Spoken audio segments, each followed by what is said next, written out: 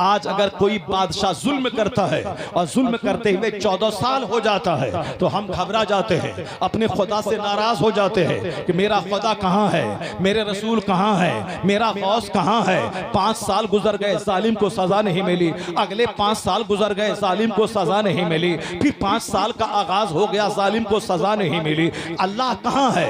जुल्म पे जुल्म हो रहा है, मस्जिदें तोड़ी जा रही हैं, मदरसों को बर्बाद करने की साजिशें रची जा रही है, कब्रिस्तान को तोड़ा जा रहा है, आलिमों को जेल में डाला जा रहा है। अल्लाह कहाँ है? रसूलुल्लाह कहाँ है? हमारा काम है 8 घंटे रात में नींद लेने के बाद, दुकान जाने से पहले, खेत खलियान जाने से पहले, जब यह बात सच है कि बगैर खेत गए हुए खेत से धान उपज कर घर में नहीं आता है, जब यह बात फैक्ट है बगैर दुकान में 8 घंटे बैठे हुए दुकान से पैसा चलकर मेरे घर में नहीं आता है, यह बात सच है बगैर दरख्त लगाए हुए दरख्त का फल हम नहीं खाते हैं, यह बात फैक्ट है कि बगैर इस चुनांचे अल्लाह ने मोहलत दी 400 साल की। आज अगर कोई बादशाह जुल्म करता है और जुल्म करते हुए 14 साल हो जाता है तो हम घबरा जाते हैं, अपने खुदा से नाराज हो जाते हैं कि मेरा खुदा कहाँ है, मेरे रसूल कहाँ है, मेरा गौस कहाँ है। 5 साल गुजर गए, जालिम को सजा नहीं मिली, अगले 5 साल गुजर गए, जालिम को सजा नहीं मिली, फिर 5 साल का आगाज हो गया, जालिम को सजा नहीं मिली। अल्लाह कहाँ है? जुल्म पे जुल्म हो रहा है, मस्जिदें तोड़ी जा रही हैं, मदरसों को बर्बाद करने की साजिशें रची जा रही है, कब्रिस्तान को तोड़ा जा रहा है, आलिमों को जेल में डाला जा रहा है। अल्लाह कहाँ है? रसूलुल्लाह कहाँ है? हाँ, मोबाइल सिर्फ चलाओगे ये वसवसा पैदा होगा, अल्लाह कहाँ है? तुम सिर्फ अखबार पढ़ोगे ये वसवसा पैदा होगा, अल्लाह कहाँ है? तुम सिर्फ काफिरों का मुंह देखोगे तो वसवसा पैदा होगा, अल्लाह कहाँ है? लेकिन जिस दिन तुमने कुरान पढ़ा, जिस दिन तुमने हदीस पढ़ी, जिस दिन तुमने उलमा को देखा, दुनियादारों को नहीं देखा, तो कुरान बताएगा ये 10 साल की अहमियत क्या है अल्लाह के नजदीक, 25 साल की अहमियत क्या है अल्लाह के नजदीक।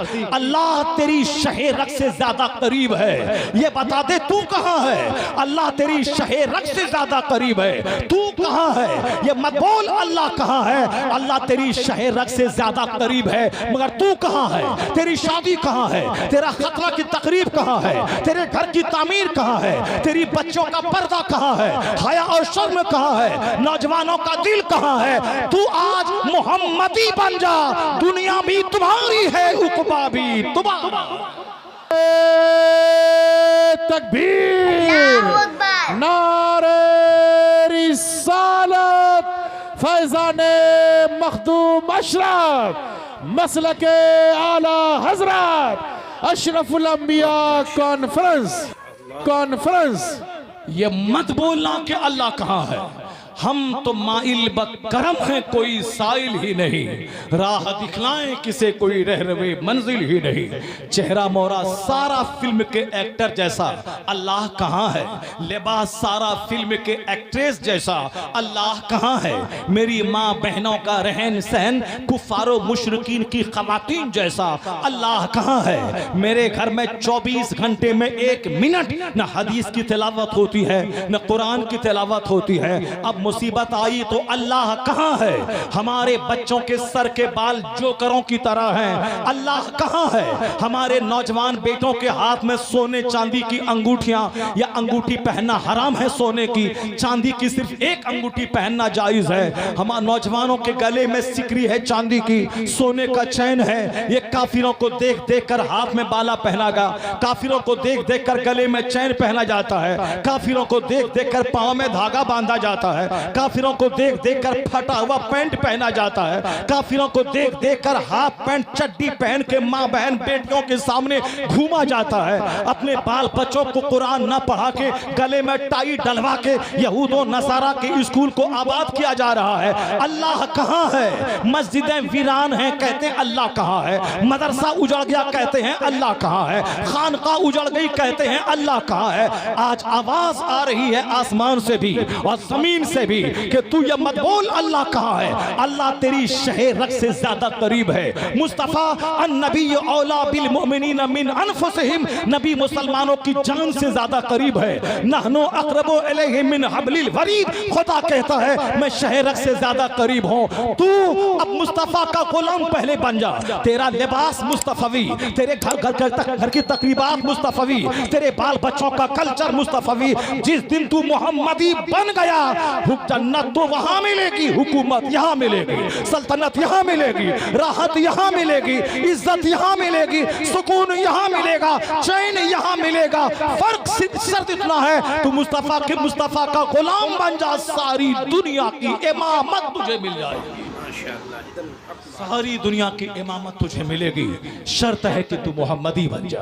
तू कुफार और मुशरिकीन का चेहरा मत देख। जब आप कुरान पढ़ेंगे तो कुरान कहेगा कि अल्लाह ने फिरौन को 4 दिन की नहीं 400 साल की सल्तनत दी थी। 400 ईयर्स, 400 ईयर्स, ये 14 ईयर्स नहीं, 14 साल नहीं, 1400 साल। अल्लाह सच्चा, अल्लाह की बात सच्ची, अल्लाह का मजहब इस्लाम सच्चा। कभी डाउट मत करना कि अल्लाह है कि नहीं है, माज़अल्लाह, वरना काफिर हो जाओगे अगर शक किया। तुम्हारी बीवी तेरे निकाह से निकल जाएगी अगर शक किया। कभी शक मत करना, अल्लाह है, अल्लाह सारी दुनिया चलाता है। अल्लाह ने क्या कहा, हुकूमत मैं देता हूँ, हुकूमत मैं छीनता हूँ। कुलिल्लाहुम्मा मालिकल मुल्क तूतिल मुल्क मन तशा व तंज़िउल मुल्क मिम्मन तशा व तुइज़्ज़ु मन तशा व तुज़िल्लु मन तशा। तो आपने कभी कुरान पढ़ा ही नहीं, समझा ही नहीं, तो जानेंगे कैसे। अल्लाह कहता है सारे बादशाहों का बादशाह है वह खुदा, जिसे चाहता है सल्तनत देता है और जिससे चाहता है छीन लेता है। इस आयते करीमा की रोशनी में सल्तनत देना अल्लाह का काम, हुकूमत छीनना अल्लाह का काम। तो हमने वह काम अपने हिस्से में ले लिया कि हम हुकूमत बनाते हैं, हम हुकूमत छीनते हैं, हम हुकूमत बिगाड़ते हैं। इसीलिए हमारा बच्चा नमाजी न बन करके वह सियासी लीडर बन गया, पॉलिटिशियन, पॉलिटिकल माइंडेड हो गया। अब 24 घंटे गांधी की बात, नेहरू की बात, नीतीश की बात, लालू की बात, मायावती की बात, साहब तृणमूल कांग्रेस की नेता ममता बनर्जी की बात। छोटा छोटा बच्चा साहब तृणमूल की बात कर रहा है, छोटा छोटा बच्चा नीतीश और लालू के पीछे पागल है, छोटा छोटा बच्चा मायावती और साहब न जाने किस किस का नाम वो रट रहा है। ये पक्का सियासी बन गया और इसलिए इसके दिल दिमाग में हमेशा सियासत वाली बातें और पेचीदगी वाली बातें रहती है। 24 घंटे में एक बार अल्लाह का कलाम नहीं पढ़ता, एक बार मुस्तफा की हदीस नहीं पढ़ता, एक बार आलिमों के पास जाके जन्नत जाने का रास्ता नहीं सीखता। इसलिए दिमाग में खुराफात पैदा हुए। हम हुकूमत बनाते हैं, हम हुकूमत उजाड़ते हैं, हम चाहें तो हुकूमत बनेगी, हम चाहें तो हुकूमत उजड़ेगी।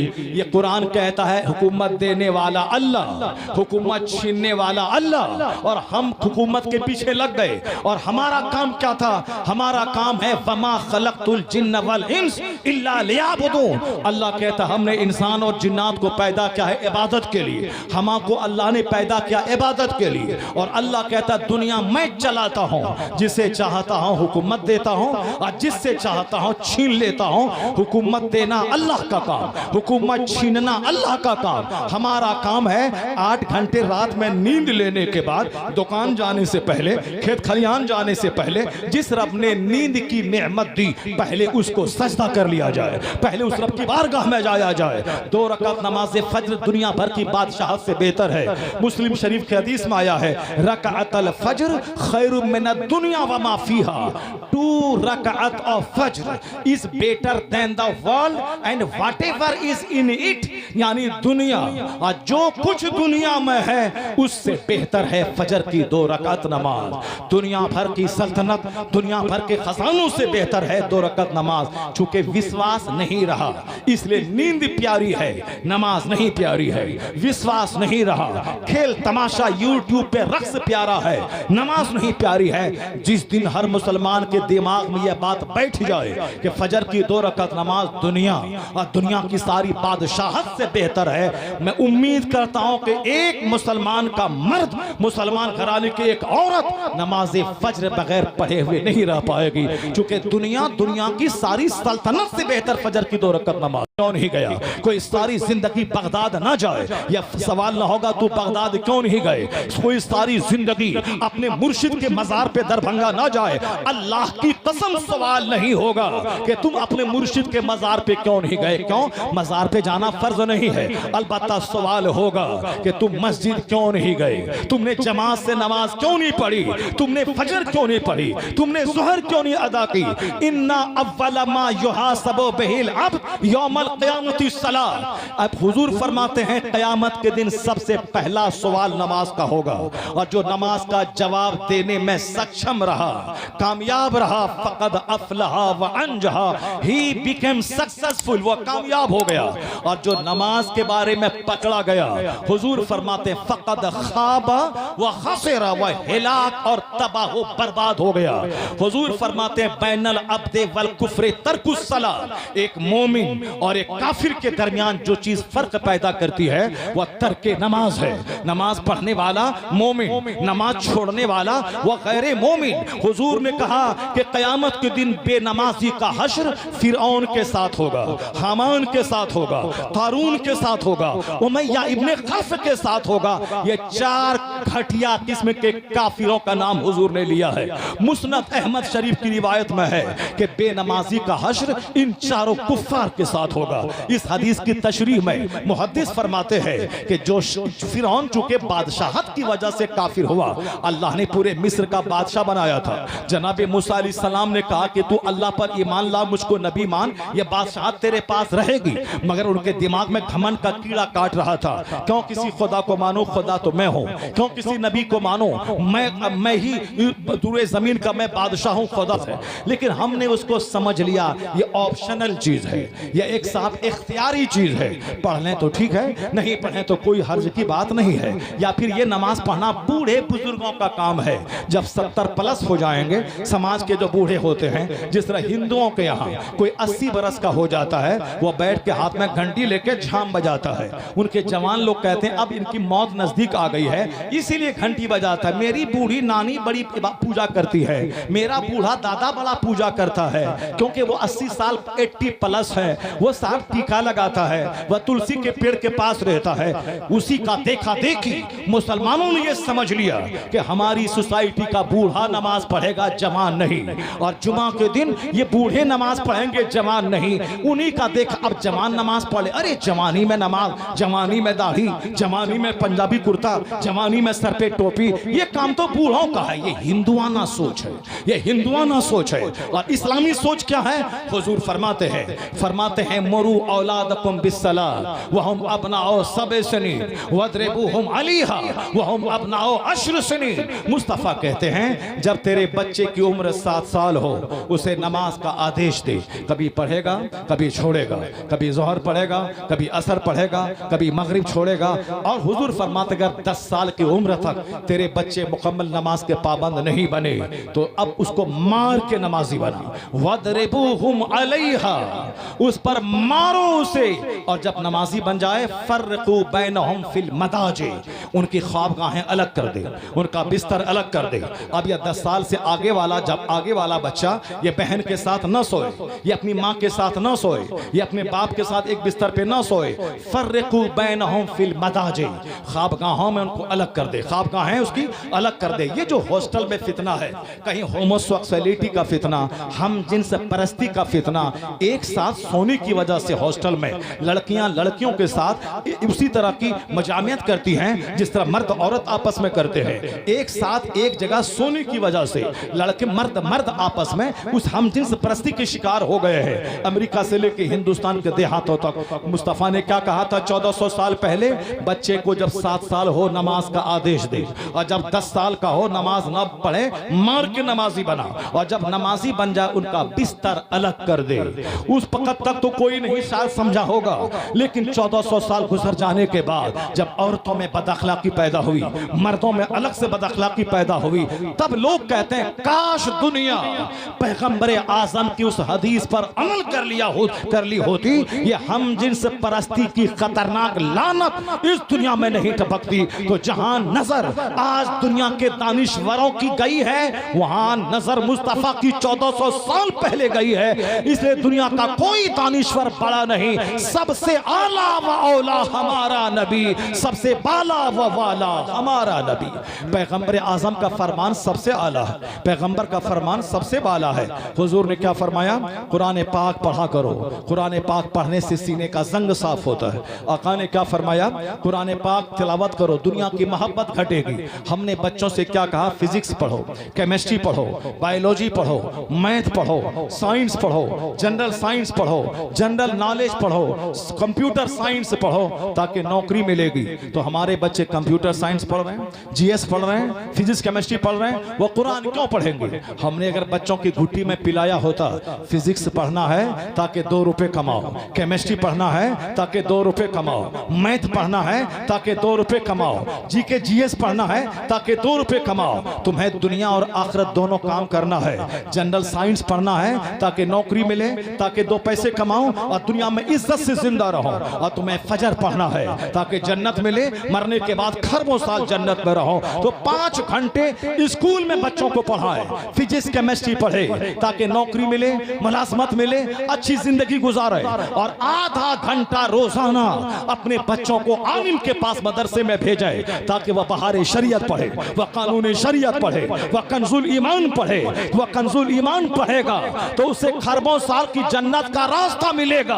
और फिजिक्स केमिस्ट्री पढ़ेगा 5 घंटे, वह दुनिया की मुलाजमत का रास्ता मिलेगा। ताकि मेरा बच्चा साइंस पढ़े तो दुनिया में भी खुशहाल रहे, और कुरान और बहारे शरीयत पढ़े, नमाजी बने, ताकि मरने के बाद मुस्तफा की जन्नत में जगह मिल जाए। इसलिए दुनिया में खुशहाली के लिए इन जनरल साइंस जरूरी है, और आखिरत में जन्नत के लिए ये नेमत जरूरी है। तो रोजाना अपने बच्चों को स्कूल भेजें, बाद में पहले आधा घंटा के लिए मदरसा भेजें, ताकि पहली नजर चोर पे ना पड़े, पहली नजर जानी पे ना पड़े, पहली नजर डकैत पे ना पड़े, पहली नजर हरामखोर कुफार पे ना पड़े, पहली नजर आलिम दीन के चेहरे पे पड़े। जब सुबह उठ के मकतब जाए, पहली नजर आलिम पे पड़े, पहली नजर फिजिक्स पे नहीं, पहली नजर कुरान पे पढ़े, पहली नजर हदीस पे पढ़े। तो अपने बच्चों को आधा घंटा मकतब भेजे, गांव घर में मकतब को मजबूत करे। गांव की कोई बेटियां बगैर पढ़ी हुई ना रहे, गांव का कोई बेटा बगैर पढ़ा हुआ ना रहे। अगर स्कूल में पढ़ाने का शौक है, वहां जाए 9 के बाद, 9 से पहले मदरसे में आधा घंटा का टाइम दे, ताकि उनको खाने का, पीने का, रहने सहने का, दुनिया में जीने का, माँ बाप के साथ सलूक करने का, अपनी बीवी के साथ हुस्न सलूक करने का, ये सारा मेथड मुस्तफा की हदीस सुन सुन कर मिल जाए। आज मेरे बच्चों को ना अंग्रेजी ही आती है, ना मेरे बच्चों को साइंस ही आती है, ना मेरे बच्चों को कुरान ही पढ़ना आता है। ये माँ बाप की गफलत और सुस्ती का नतीजा है। हमारे बच्चे कहीं के नहीं रहे। न जन्नती काम है कि मरने के बाद चैन मिले, न दुनिया ही में कायदे से पढ़ा कि दुनिया में अच्छी हाई क्लास की मुलाजमत मिले। या बैंक में जाए, या IAS ऑफिसर बने, IPS बने, ब्लॉक डेवलपमेंट ऑफिसर बने, साहब डिस्ट्रिक्ट मजिस्ट्रेट बने, प्रोफेसर बने, लॉयर बने, एडवोकेट बने, बैरिस्टर बने। चूंकि एक एक मिनट को कीमती समझना पड़ता है, तब दुनिया मिलती है, मुलाजमत मिलती है। और उसी तरह जन्नत भी नहीं मिलती है कि चाप बताशा लेके मजार पे चले जाएं, जन्नत पक्की है। लोबान जला दें, जन्नत पक्की है। अगरबत्ती सुलगा दें, जन्नत पक्की है। जुमा में एक बार मस्जिद चले जाएं, जन्नत पक्की है। नहीं, जब यह बात सच है कि बगैर खेत गए हुए खेत से धान उपज कर घर में नहीं आता है, जब यह बात फैक्ट है बगैर दुकान में 8 घंटे बैठे हुए दुकान से पैसा चलकर मेरे घर में नहीं आता है, यह बात सच है बगैर दरख्त लगाए हुए दरख्त का फल हम नहीं खाते हैं, यह बात फैक्ट है कि बगैर स्टडी किए हुए 30 साल नौकरी हाई क्लास की नहीं मिलती है। तो हमें रोजी देने वाला अल्लाह है, यह मालूम है, मगर यह भी मालूम है कि रोजी देने वाला अल्लाह है। मेहनत करनी होगी, खेत जाना होगा, दुकान में बैठना होगा, 30 साल पढ़ना होगा, कंपटीशन फेस करना होगा, तब मैं नौकरी मिलेगी, तब 2 रुपए कमा के मैं खाऊंगा। जब दुनिया के बारे में आप इस कदर सेंसिटिव हैं कि रोजी देने वाला अल्लाह है, मगर खेत जाना होगा, दुकान जाना होगा, बस यहीं से सोच ले कि बख्शने वाला अल्लाह है, माफ करने वाला अल्लाह है, जन्नत देने वाला अल्लाह है। तो जिस जिस तरह रोजी देने वाला अल्लाह है मगर खेत गए बगैर रोजी नहीं आती है कि अगर मैं उसी तरह तुम्हें समझना होगा कि जन्नत देने वाला अल्लाह है मगर मुझे मस्जिद जाना होगा, मुझे तिलावत करनी होगी, मुझे नमाज पढ़ना होगा। जिस तरह खेत गए बगैर रोजी नहीं मिलती है उसी तरह मस्जिद गए बगैर भी जन्नत नहीं मिलती है।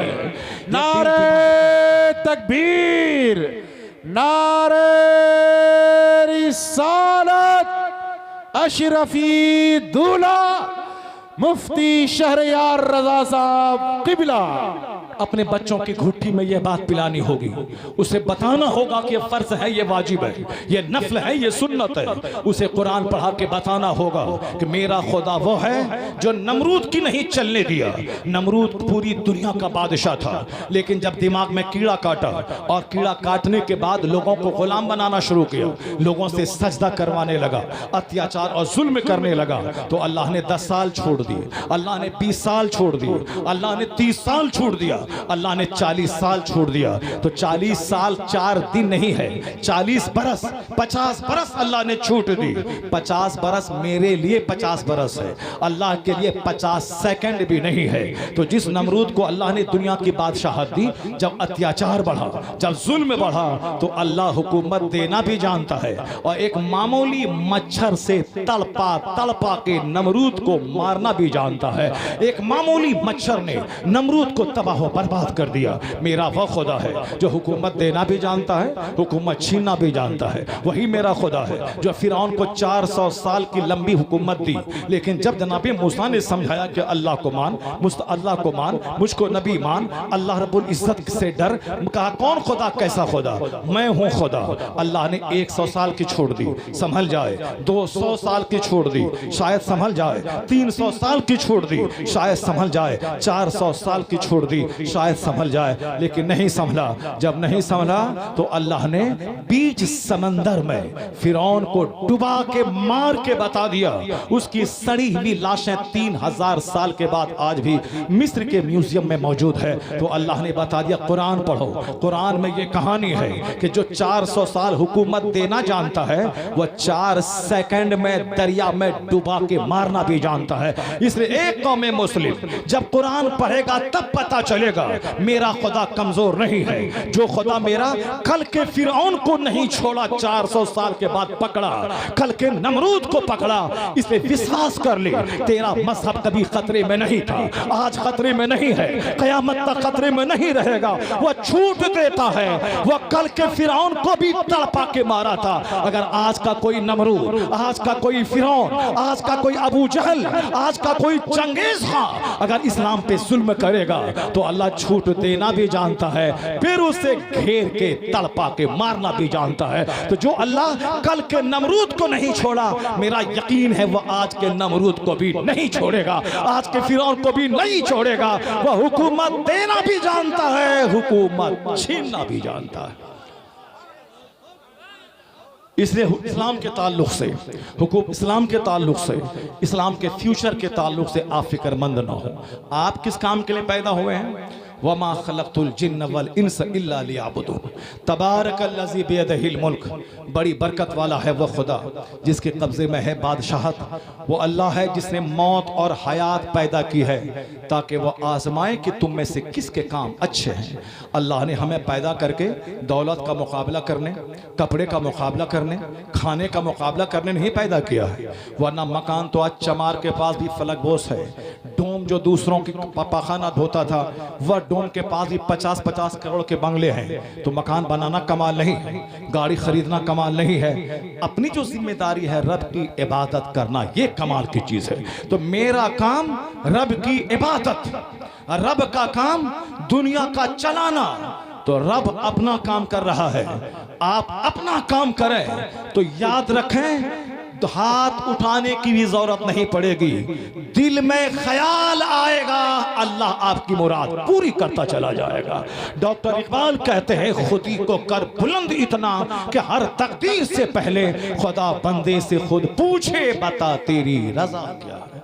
खुदा बंदे से खुद पूछे बता तेरी रजा क्या है। अब मैं आखिरी पॉइंट आपको बता के मैं आपसे रुखसत होता हूँ, चूंकि 2-2 ढाई घंटे बोलने का आदि मैं ज़रूर हूँ, लेकिन हमारे शेख बैठे हुए हैं, इन्होंने कहा था कि 1 घंटा ही आपको बोलना है, 1 घंटे में आपको मसलक का मजहब का पैगाम पहुँचा देना है। मैंने बहुत सारी बातें आप तक पहुँचा दी, बस आखिरी बात, नमाज पढ़ना फ़र्ज़ है, फातिहा दिलाना नफल है, ज़कात देना फ़र्ज़ है, मज़ार पे जाना नफल है, 12वीं का जुलूस नफल है, 11वीं का बकरा नफल है, चादर पोशी का वो तो न नफल है न फर्ज है, एक चादर अदबन मज़ार पे पड़ी रहे, बाकी हमने वो एक रस्म बना दिया है। फातिहा नफल है, महफिल मिलाद नफल है, जलसा जुलूस नफल है, चादर और मज़ारात की हाज़री नफल है, और साहब हर जुमरात के दिन फातिहा नफल है, 11वीं नफल है, 12वीं का जुलूस नफल है। तो नफल है, नमाज पढ़ना फ़र्ज है, ज़कात देना फ़र्ज है, हज करना फ़र्ज है, रोज़ा रखना फ़र्ज है। अब अगर कोई फ़र्ज को नफल बना दे और नफल को फ़र्ज का दर्जा दे दे, वो खसारे में रहेगा। तो मसलक आला हजरत ये नहीं है कि फातिहा दिलाना हराम, सारे नौजवान फातिहा दिलाना हराम, जनाजा गाह में पहुंचे हैं, सारे नौजवान से गुजारिश है कि जनाजा गाह में जल्दी पहुंच जाए। फातिहा दिलाना हराम, मज़ारात पे हाजिरी देना हराम, 12वीं का जुलूस हराम, घर में लाइटिंग करना हराम नहीं। जो कहता है यह नवाफिल हराम है वो भी गुमराह है, जन्नत के रास्ते से भटका हुआ है। और जो कहता है नमाज पढ़ना फर्ज नहीं है, नमाज पढ़ना फर्ज, फातिहा दिलाओ जन्नत जाओ, ये भी गुमराह है, ये भी जन्नत से भटका हुआ है। यह बीच का रास्ता है जन्नत का। नमाज भी होगी, नियाज भी होगी, नमाज भी होगी और फातिहा दरूद भी, नमाज भी होगी, मज़ारात की हाज़री भी होगी, नमाज भी होगी, जुलूस मोहम्मदी भी निकलेगा, नमाज भी होगी और लंगरे गौसा भी खाया जाएगा, फर्ज भी अदा होगा, नफल भी अदा होगा। यही सीधा रास्ता जन्नतुल फिरदौस लेके चला जाएगा। इसी का नाम मसलक आला हजरत है, यही मसलक अहल सदाकत है, यही मसलक अहल सुन्नत व जमात है। अल्लाह तबारक व तआला हमको, आपको, सबों को फ़र्ज को फ़र्ज, नफल को नफल समझने की तौफीक अता फरमाए। आमीन।